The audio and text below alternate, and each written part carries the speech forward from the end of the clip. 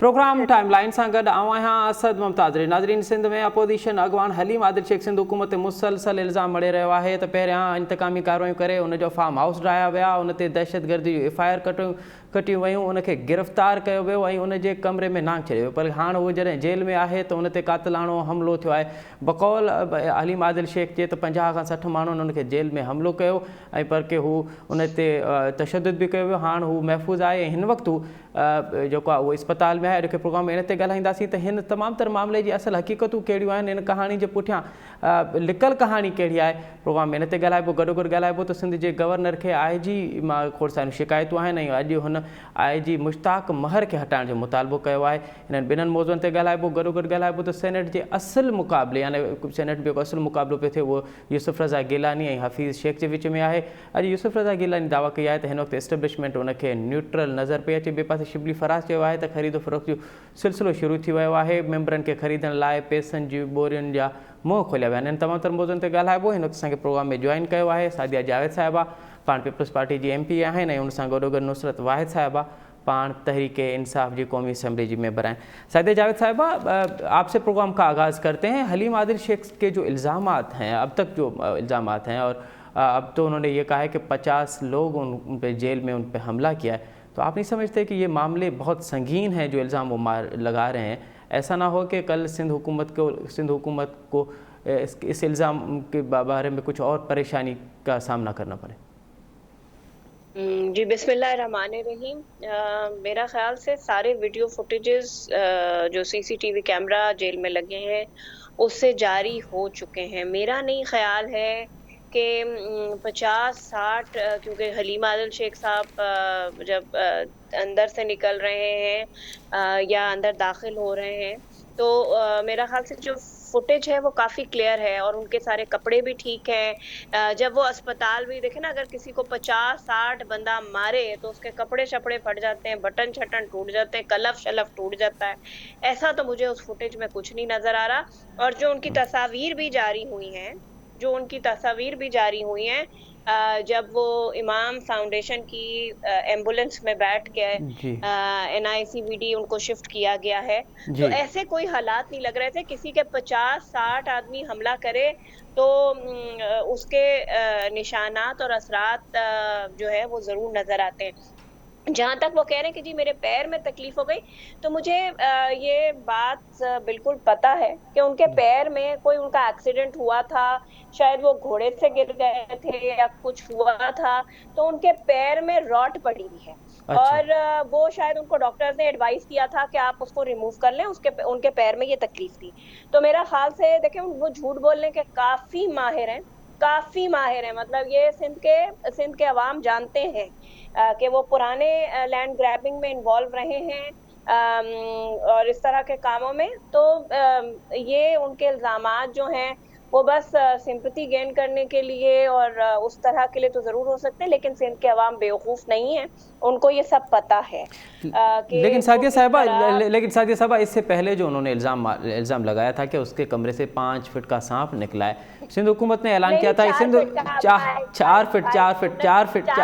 4 feet का सांप, लेकिन सिंध हुकूमत ने ऐलान किया था कि हम इन्वेस्टिगेशन कराएंगे। 4-5 दिन गुजर चुके हैं, वो मामला कहाँ चुका? आपकी इन्वेस्टिगेशन कहाँ पहुंची? नहीं, मेरा ख्याल से वो फ्राइडे का वाकया है, जब ये जेल से थाने से ये कोर्ट गए थे। 3 दिन तो फिर भी हो गए, 3 दिन हो गए। हाँ, तो ये सैटरडे का वाकया है, फ्राइडे की रात का ये वाकया है।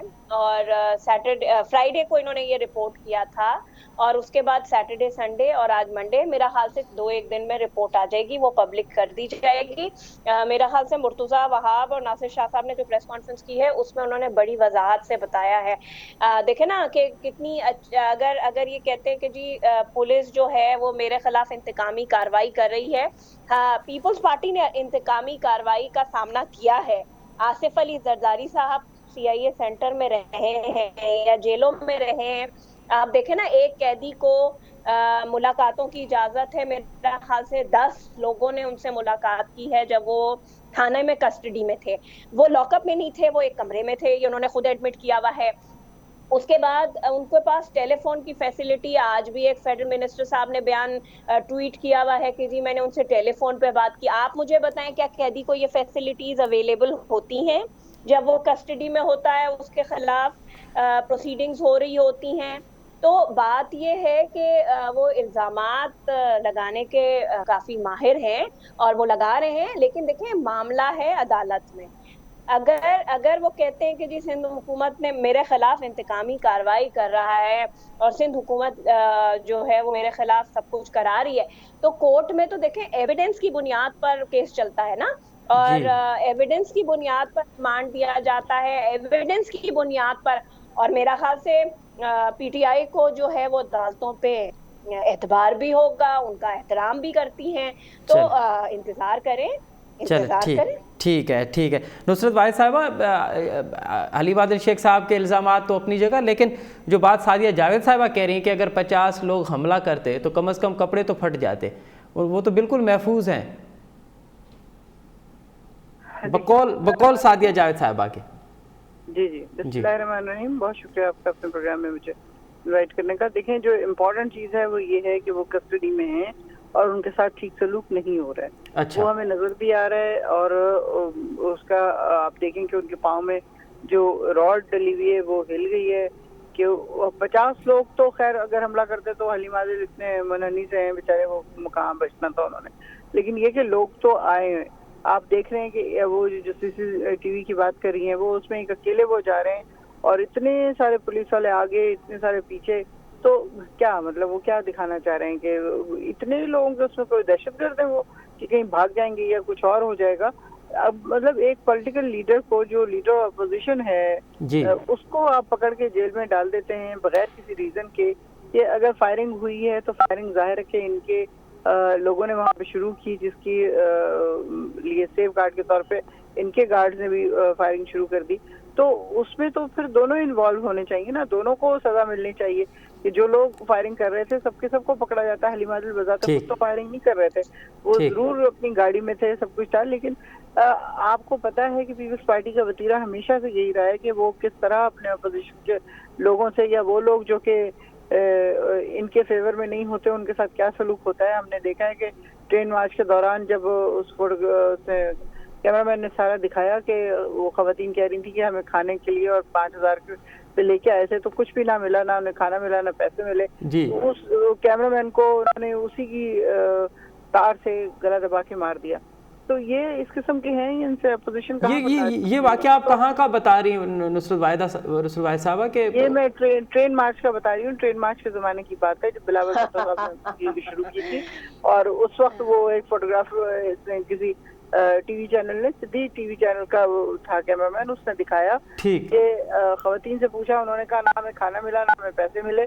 और जाहिर है बहुत ही गरीब गुरबा किस्म की खवातीन होती हैं इनके जलसों में, इनकी रैली में, तो वो इतना वो नाराज हुए कि उन्होंने जीव को मरवा दिया फौरन ही उसी के कैमरे की तार से लेके।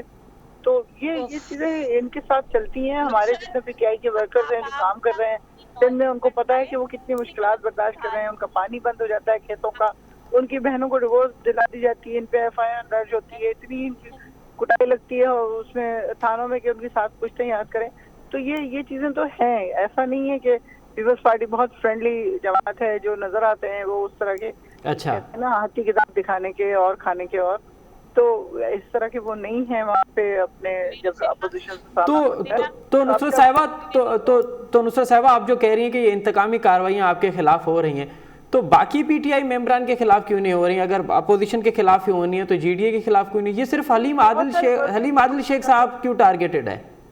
बहुत सारे वर्कर्स को पकड़ा जा रहा है, उनके घरों से उठाया जा रहा है। और आज मोस्ट प्रोबेबली असेंबली तो मैं नहीं जा सकी, आज कराची में हूँ, तो आज तो था कि वो प्रोटेस्ट कर रहे होंगे सारे कि क्या हो रहा है। मतलब हम लोग क्या पूरे पाकिस्तान से इस तरह शुरू हो जाएंगे, जो लोग अपोजिशन में उनको पकड़ के जेलों में बंद करते हैं और उनके तकरीबदारी उनके साथ करें। तो आप कह रही हैं कि हलीम आदिल शेख के अलावा भी पीटीआई के मेंबर गिरफ्तार हैं, उनके कारकुन कहाँ से, उनके कुछ बताएंगे हमें, आपके कहाँ से गिरफ्तार हैं, क्या FIRs हुई हैं उन पर? मलीर से मुझे FIRs का नहीं पता, लेकिन मलीर से बहुत सारे कारकुन गिरफ्तार हुए हैं। अच्छा। और पता नहीं अब उनको कहाँ रखा है और क्या हो रहा है, ये तो ठीक है नहीं है। ठीक है। अच्छा सादिया जावेद साहबा, एक तो ये नुसरत वाहिद साहबा ने जो सवाल उठाया है कि मलीर में फायरिंग तो दोनों तरफ से हुई थी, हलीम आदिल शेख ने तो अपने डिफेंस में फायरिंग की थी, तो फिर तो FIR दोनों पे होनी चाहिए थी। और दूसरा उन्होंने कहा कि अब तो सोची समझी साजिश के तहत, एक प्लानिंग के तहत उनके खिलाफ इंतकामी कार्रवाइयाँ हो रही हैं। सिर्फ हलीम आदिल नहीं है, मलीर से दूसरे इनके कारकुनान भी गिरफ्तार हो रहे हैं। अच्छा, बड़े मजे की बात यह है कि जो फुटेजेस है ना वो टीवी ने चलाए हैं। हलीम आदिल के मुसल्ला गार्ड्स ने फायरिंग की है, जो खुद PTI के लोग एडमिट कर रहे हैं। MPAs और जो भी लोग टीवी पे आ रहे हैं वो इस बात को एडमिट करते हैं, और मुझे सफाई देने की जरूरत नहीं है। आप लोगों ने खुद फुटेजेस शो किए हैं। एरियल फायरिंग हलीम आदिल के मुसल्ला गार्डों ने की है। वो मुसल्ला जदीद गार्ड्स उनके असलहे के साथ वहाँ मौजूद थे, तस्वीरों में नजर आ रहा है किसी को। अच्छा, दूसरा मोहतरमा ने इल्जाम लगाया कि जी वो नौशेरो फिरोज का जी अजीज मेमन की बात वो कह रही थी गालबन। जी उनको पीपल्स पार्टी ने मरवाया, लेकिन शायद आपको भी पता होगा, आप मुझसे ज्यादा बाखबर हैं कि उनके बारे में इन्वेस्टिगेशन हो रही थी।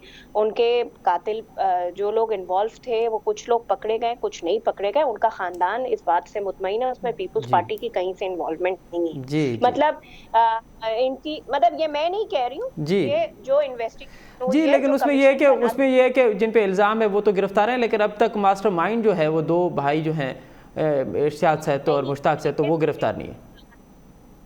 लेकिन बाकी उस केस में कार्रवाई जारी है। ये नहीं कह सकते कि वो कुछ हो नहीं रहा। अगर हमने कुछ कराया होता तो फिर कुछ भी ना हो रहा होता ना, बकौल अगर हम नुसरत साहिबा की बात मान लें। और दूसरी बात ये कि सिंध की अवाम जो है ना वो बाशऊर है। अगर हम इतने जालिम जाबिर जैसे इन्होंने बताया है, तो कल भी जो बाइपोल हुआ है उसमें रिकॉर्ड वोट पड़ा है। थर पार्कर पीपल्स पार्टी का कभी भी नहीं था वहाँ, पीरों के GTA के इनके इत्तेहादी उनके शाह महमूद कुरैशी के बहुत सारे असरात थे। लेकिन कल पीर नूर शाह चिश्ती साहब की मरहूम की सीट पर उनका बेटा कामयाब हुआ है और रिकॉर्ड वोट पड़ा है। तो ऐसा नहीं हो सकता। सांगड़ की सीट पे बाइपोल हुआ है, पुरअमन बाइपोल हुआ है। वो पीरों का इलाका है, मतलब ये दो राय नहीं है। आप मुझसे ज्यादा सिंध के उसको जानते हैं जोग्राफिकली और पॉलिटिकली। लेकिन सादिया जावेद साहब, ये भी तो एक रिवायत रही है कि बाई इलेक्शन जो हुक्मरान पार्टी होती है वही जीतती है। वो कोई जब अरबाब रहीम का दौर था तो उस वक्त भी अरबाब जीतता था। अब पीपल्स पार्टी है तो वो तो फिर नौशेरा में कैसे हार गई? अगर बाइपोल हुकूमत ही जीतती है तो फिर इसका मतलब ये है कि अगर PTI की सिटिंग गवर्नमेंट अपना जीती हुई सीट हार गई तो इसका मतलब ये नाअहल है और नालायक है, और पाकिस्तान की आवाम ने इनके खिलाफ चले ठीक है। ये मालूम करते हैं कि आखिर क्या बात है कि PTI जो है वो बाई इलेक्शन मुसलसल जो है वो हार रही है। और दूसरी बात ये कि मैं अपनी बात मुकम्मल करूं, पंजाब में जो बाइपोल हुआ है वो भी टीवी ने दिखाया है। कितना मुनसिफाना कि आज तक डस्का का रिजल्ट इलेक्शन कमीशन जारी नहीं करने पा रहा। वहाँ इलेक्शन बूथ से लोग गायब हो गए, इलेक्शन कमीशन के लोग गायब हो गए, बैलेट पेपर लोग लेके भागते हुए पकड़े गए। तो अगर ये कहते हैं कि जी हम तो मुनसिफाना साफ सुथरे इंतखाबात कराते हैं और पीपल्स पार्टी बदमाशी करती है, तो डस्का में कौन बदमाशी कर रहा था? उस्मान डार वहाँ क्या कर रहा था? फिरदौस आशिकावान वहाँ क्या कर रही थी?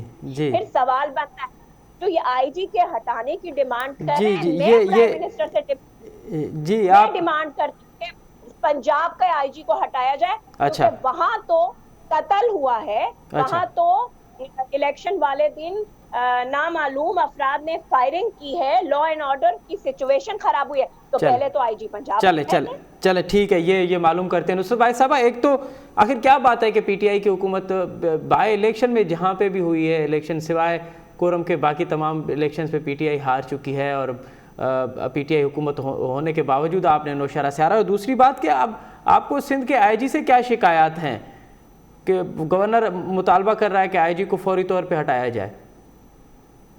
देखें, अभी जिस तरह आपने अपने उसमें बात की कि बाय इलेक्शन नॉर्मली हुकूमत ही जीतती है। जो लोग हुकूमत में होते हैं वो सारे के सारे बाय इलेक्शन जीत जाते हैं। जी नंबर 2 ये कि वो सीटें जो जिस पार्टी की थी वो वहाँ से जीते। डस्का के अलावा डस्का का जो एक ड्रामा खेला जा रहा है कि लोग अगवा हो गए और वो पता नहीं क्या हो गया। आप ये देखें कि फार्म 45 8 बजे के करीब जमा करा दिया गया है, उसमें सारी तादाद लिखी हुई है। अब अगर वो उसके बाद भाग रहे हैं या कहीं जा रहे हैं या अगवा हो रहे हैं या पता नहीं क्या हो रहे हैं या ड्रामा कर रहे हैं, वो सब कुछ उनके पास जो फॉर्म होगा और जो फॉर्म 45 वो जमा करवा चुके हैं। अगर उसमें कोई रद्द-बदल होता है तो बेईमानी हुई है। अच्छा। अगर उसमें कोई रद्द-बदल नहीं होता तो कोई बेईमानी नहीं हुई। वो अपनी मर्जी से जाके छुपे होंगे या किसी के कहने के ऊपर चले गए होंगे, खाना खा लिया होगा जाके या कुछ और कर लिया होगा।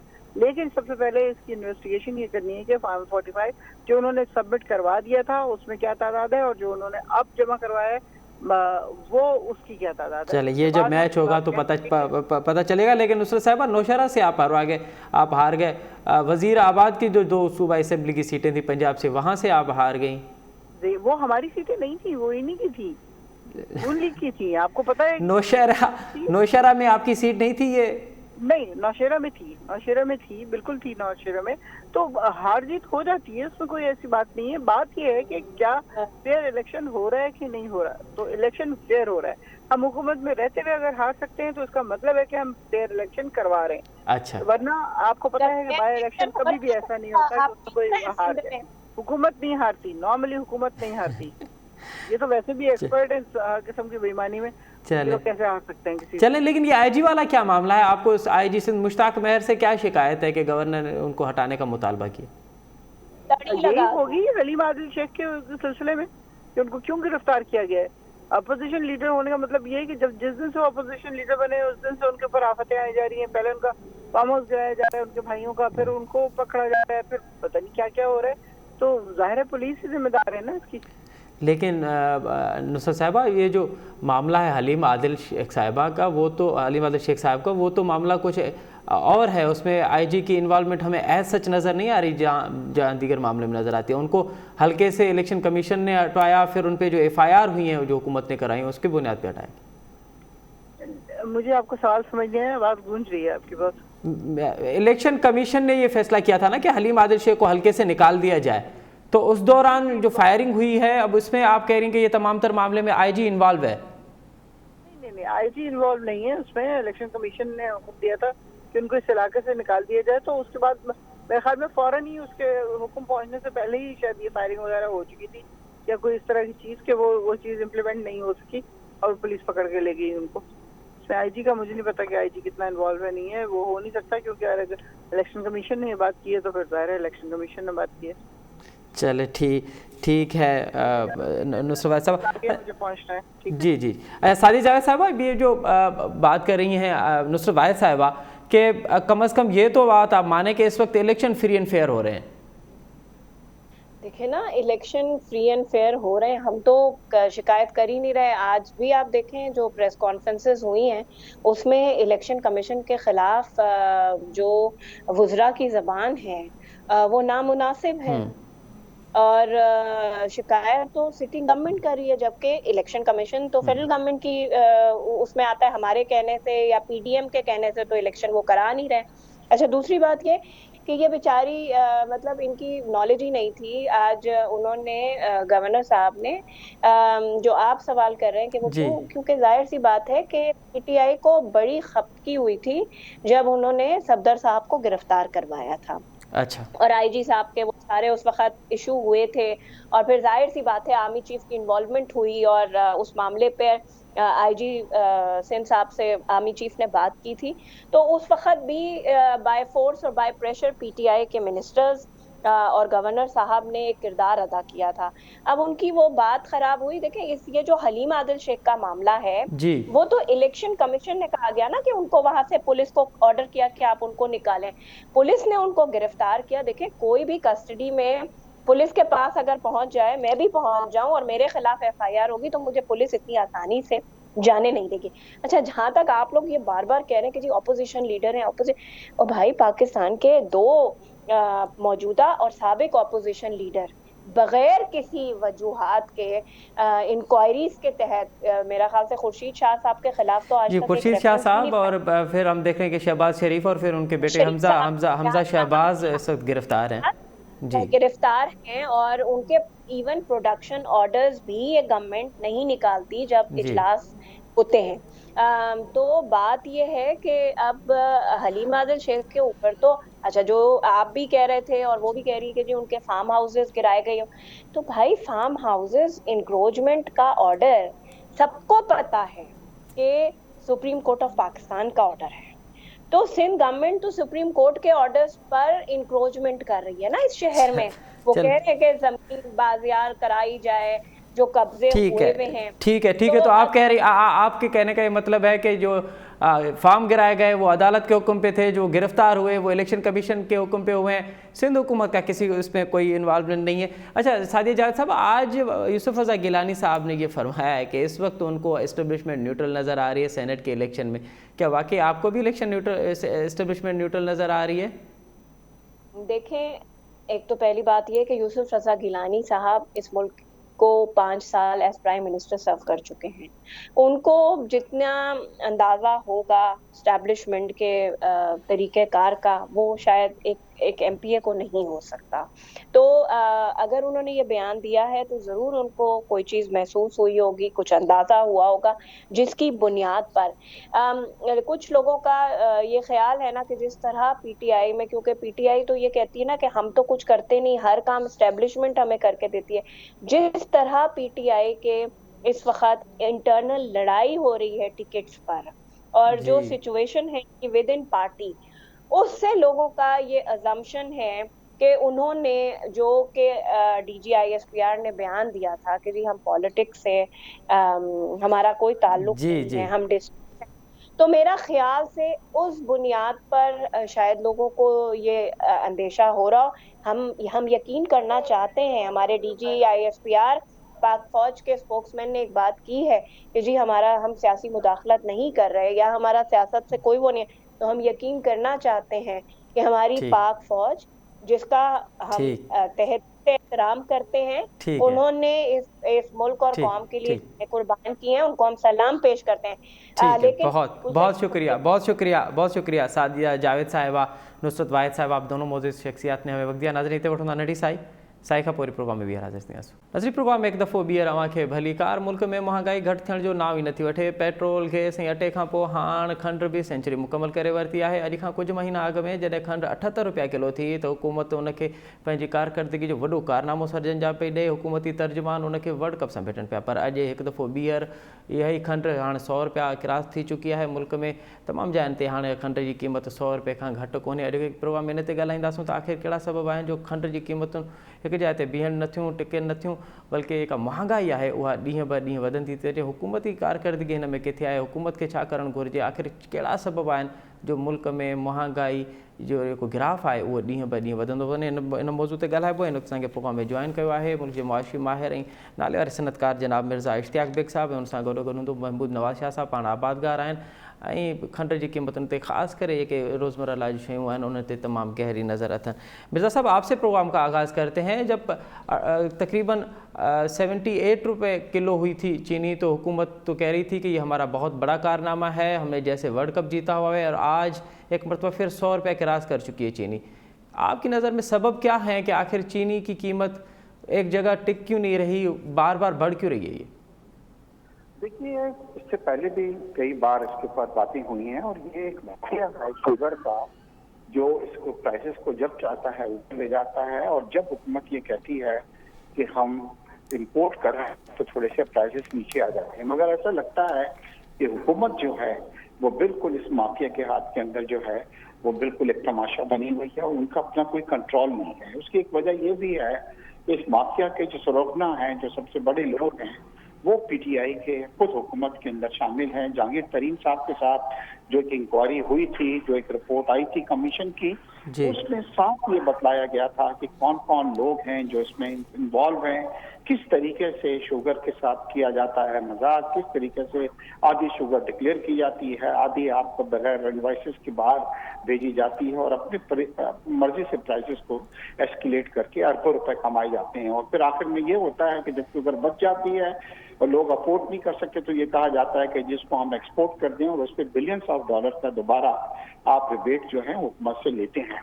देखिए, अगर उस रिपोर्ट के ऊपर कुछ गिरफ्तारियां हुई होती तो आज कुछ खौफ होता, कुछ नहीं हुआ। वो जहांगीर तरीन साहब को कुछ अरसे के लिए मुल्क से बाहर भेज दिया गया, अब वो दोबारा आ गए हैं और अपने जहाज के अंदर अब फिर वो लोगों को बिठा के जो अरबों रुपए उन्होंने कमाए थे शुगर के अंदर, अब वो उसके अंदर से कुछ पैसा खर्च कर देंगे। ये सेनेट के इलेक्शन हो रहे हैं और बात खत्म हो जाएगी। मगर अवाम जो है, देखिए हुकूमत इस वक्त बहुत बड़े दावे कर रही है।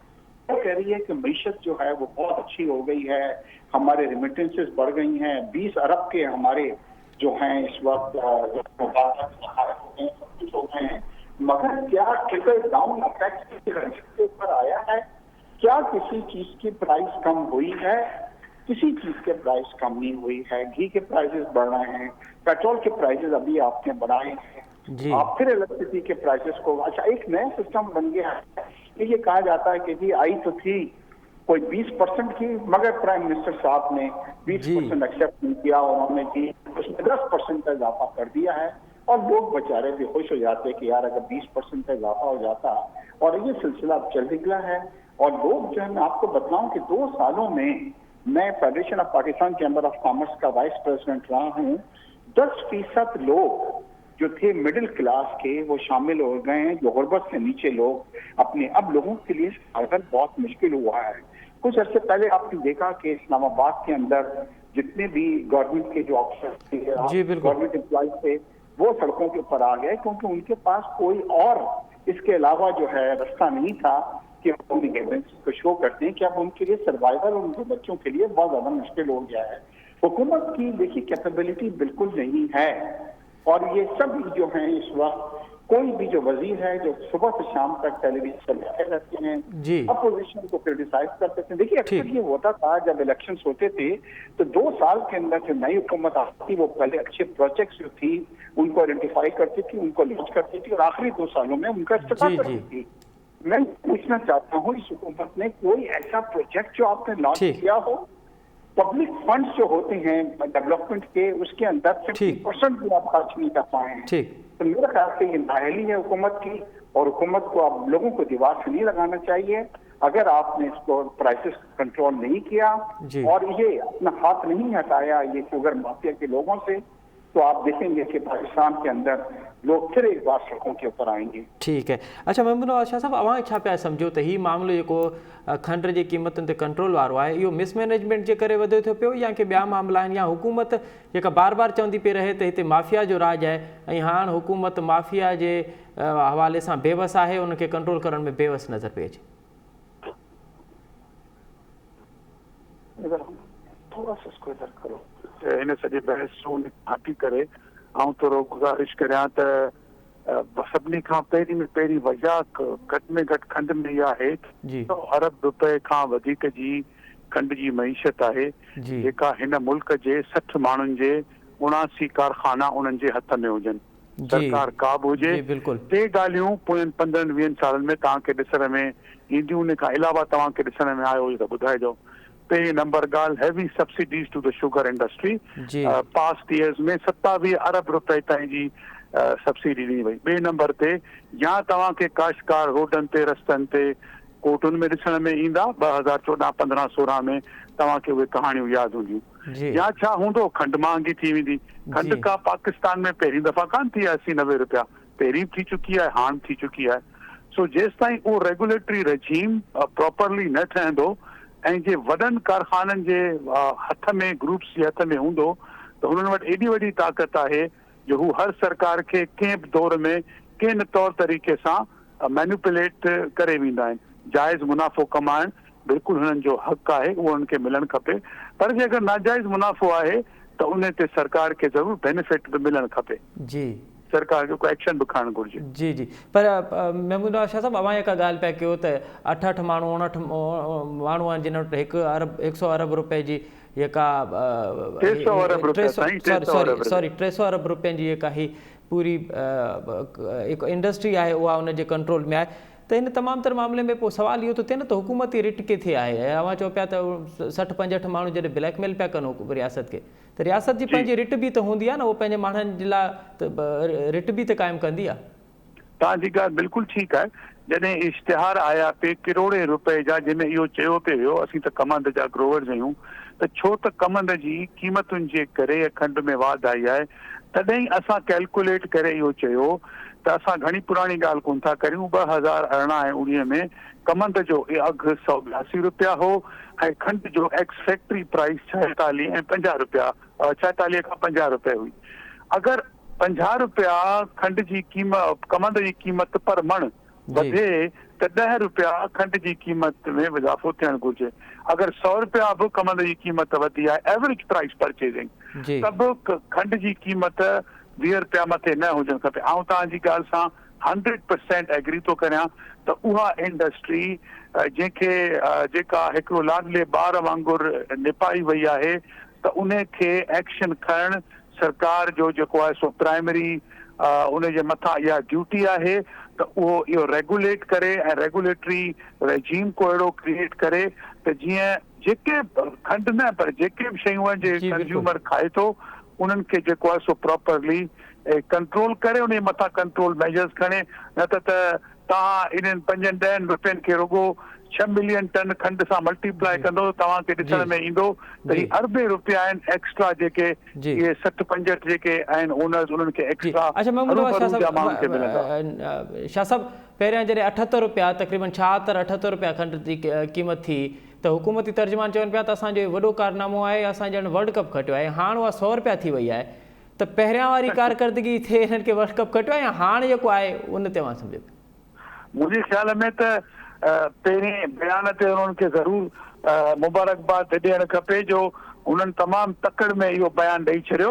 ऐं ॿिए त वाकई जेको आहे सो हाणे जेका ॻाल्हि थी आहे सो हाणे वाकई हुननि खे को हार बार पाराइणु खपे, छो त हुननि हू अंग्रेज़ीअ में चवंदा आहिनि त स्पोक टू सून। ऐं असां इहो तॾहिं ई रियलाइज़ कयो पिए ही तमामु जल्दी जेको आहे सो ॻाल्हायूं पिया, छो त जेका स्पेकुलेटरी रेजीम ॾिसण में पे आयो पूरे कमंद जी ख़रीदारी में, उन मां ॻाल्हि सम्झ में आई पे त ज़ाहिर सी ॻाल्हि आहे खंड जेका आहे सा 100 रुपया किलो खां आराम सां थी वेंदी हली, जंहिं तरीके से एग्रेसिवली खरीदारी हली पे। ठीक है। अच्छा इश्ताक बेग साहब, आप क्या समझते हैं कि इस तमाम तर मामले का अब वे फॉरवर्ड क्या होना चाहिए, किस तरह से हुकूमत को काम करना चाहिए ताकि कम से कम जो रोज़मर्रा की चीज़ें हैं और जो गरीब की से पहुंच से दूर होने वाली चीज़ें वो कम से कम अब उनकी कीमतें कम हो? देखिए, सबसे बड़ी जो परेशान कुन सूरत हाल ये है इस वक्त कि शुगर माफिया जो है वो इस वक्त कुछ लैंड्स को, उन जमीनों पे गन्ने की काश्त को बढ़ाता जा रहा है जहाँ पे किसी जमाने में कॉटन की काश्त हुआ करती थी। आपको इसकी बड़ी हैरानगी होगी कि आज से कुछ साल पहले तक हम 12 मिलियन बेल्स जो थे कॉटन के वो इम्पोर्ट करते थे, प्रोड्यूस करते थे, जो गिर के इस वक्त 6 और 7 पे आ गई। और जब इस पे रिसर्च की गई कि इसकी वजह क्या है, तो खास तौर पे वो इलाके जहाँ पे शुगर मिल है वहाँ पे लोगों को इस पे किया गया कि आप शुगर केन जो है इसको वो डेवलप करें, वहाँ पे उसको उगाएं। अच्छा, होता यह है कि जब भी मास प्रोडक्शन किसी चीज की भी होती है, यानी कि चीनी की अगर एक कैपेसिटी किसी मिल की 100 केजी है और वो 150 केजी बना रहा है तो उसके प्राइसेस को कम होना चाहिए जी। हमारे साथ ये हो रही है कि शुगर के प्राइसेस भी बढ़ते जा रहे हैं।